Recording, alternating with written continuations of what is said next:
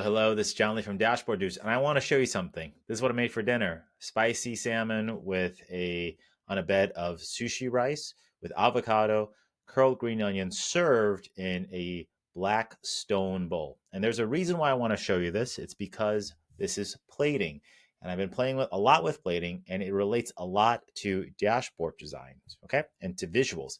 Now, there are a lot of concepts that we can go through, but I'm going to go through them a little bit fast just so you can see how this works. So the first is, let's talk about the bowl, the plate. You can see here we have two things that we have to discuss. We have the shape of the bowl and we have the color. Now, there's a specific reason why I'm using black as opposed to white, because I want your eyes to focus on the white rice here. If I use a white plate, well, now we're just kind of blending in. It's there. You'll still definitely notice the rice, but it won't pop out as much. Okay.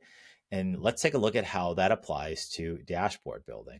So here's the chart, and this shows me spend over time by company A, B, C, D. And again, I could be like, hey, go look at company A, and you could definitely do it, but it's a little bit hard to do.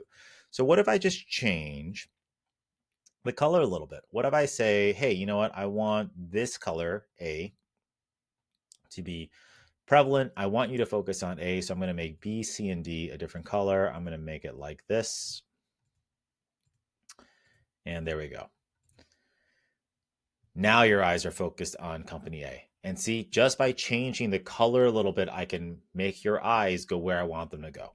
The second thing I want to go over is the shape of the bowl. So I used a bowl instead of a plate. If you kind of know a little about plating, you're going to know why. It's because this is like a salad, basically. It's going to be a little bit messy. I don't want you to have to chase food around your plate. So by putting it into a bowl, I can contain it much easier so that, again, you can have a better user experience. And how I think about this is I think about this as terms of, do you use a dashboard or do you use App Studio?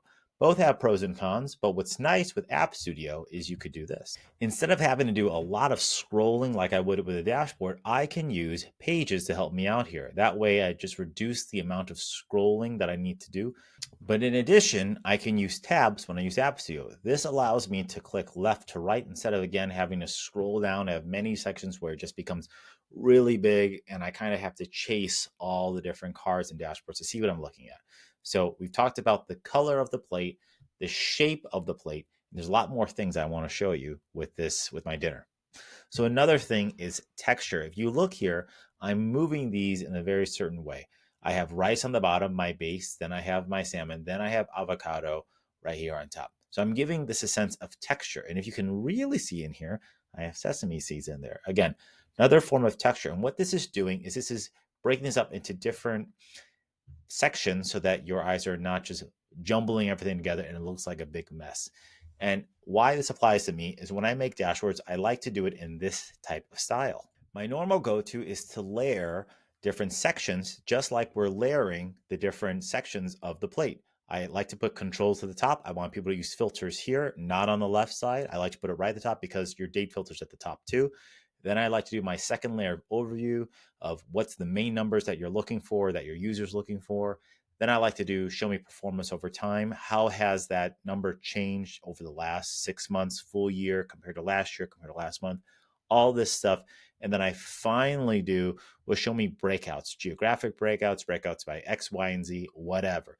And this is very similar to different layers that we have here.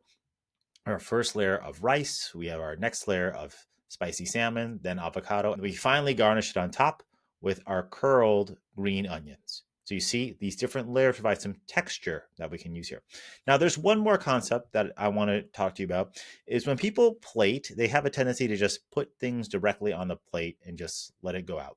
Now, one thing that I'm doing here is I'm using height to my advantage. Height is allowing me to make this way more engaging, way more 3D.